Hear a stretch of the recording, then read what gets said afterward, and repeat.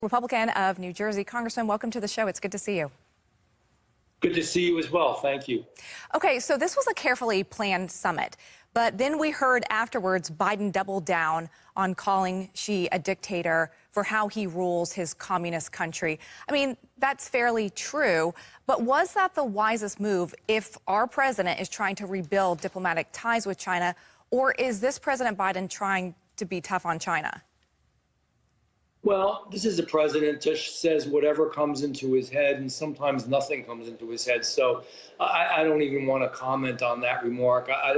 That wasn't that productive. Yes, he is a dictator, but here's the real truth. When you brought all those business people to Xi, the way this president did, it shows weakness. When you don't say the words you should about Taiwan, it shows weakness. When you leave Afghanistan the way he did and leaves our troops and Afghan nationals and all our equipment there, it shows weakness. When you did what he did with Iran, where he took off the sanctions, by taking off the sanctions, he put billions upon billions of dollars more in Iran's pocket so that they could move forward, enrich more uranium, and spread terrorism throughout the Mideast and throughout the world. When you did what he's did on so many issues like Ukraine, where he should have said right from the beginning, we wouldn't even be over there spending billions of dollars and we don't even know where it's all going, if he had just said, hey, don't even think about it, Putin. That's what President Trump did. It's what he hasn't done. His actions are weak, and other countries know it. And to your point about President Xi coming here to meet with business leaders, I mean, that was one of his main objectives. And after his meeting at the summit with Biden, he went on to speak to some of our biggest business leaders in this country. He said this to them, quote, "It is wrong to view China, which is committed to peaceful development, as a threat and thus play a zero-sum game against it." And then he went on, Congressman, to say China never bets against the United States and never interferes in its internal affairs. Okay, if that were true, then why are they spying on the U.S. and hacking government emails, just to name a few? Oh, that's absolutely not true. I visited the FAA just recently. They have a whole division within the building that is just to protect against cyber invasion. It's for cyber security.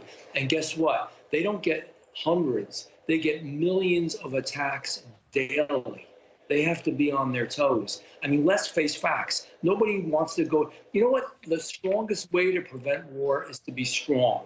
No country is ever attacked because it's too strong. When you show the weakness that this administration has, everything goes haywire. Look, a few years ago, we were at peace, Abraham Accords, Mideast going in the right direction, exporting energy.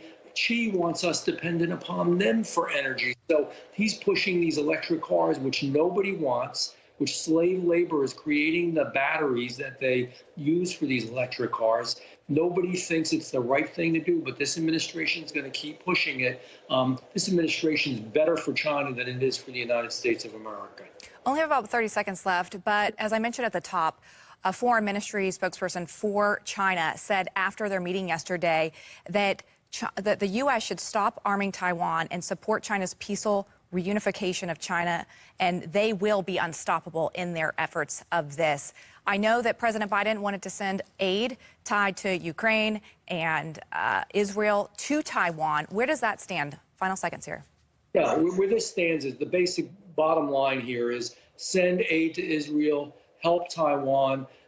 More money has gone to Ukraine than to anybody else. We're going to be sending more money to Ukraine at the end of this year than since we started sending and helping Israel 80 years ago.